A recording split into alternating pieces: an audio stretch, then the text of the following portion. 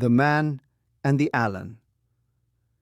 A Tinguian was once walking along a trail in the wood when he heard a strange sound in a large tree near him, and looking up, he was startled to see that it was the home of the Allen, spirits who live in the wood. He stopped and gazed for a moment at the horrible creatures, large as people, hanging from the limbs of the tree with their heads down like bats.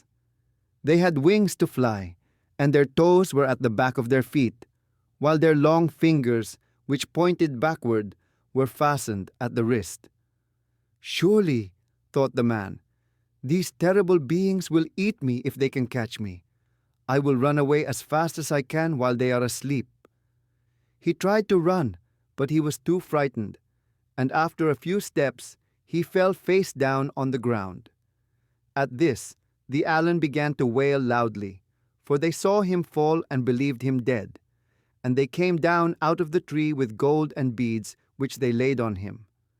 After a while, the man gathered courage, and jumping up, he cried as loudly as he could, "Go away!"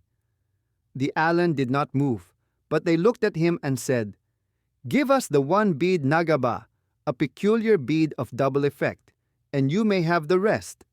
When the man refused to do this, they were angry and turned away, crying, "Then we are going to burn your house, for you are a bad man."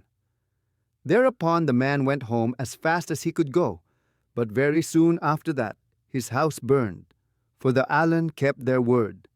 The Man and the Allen.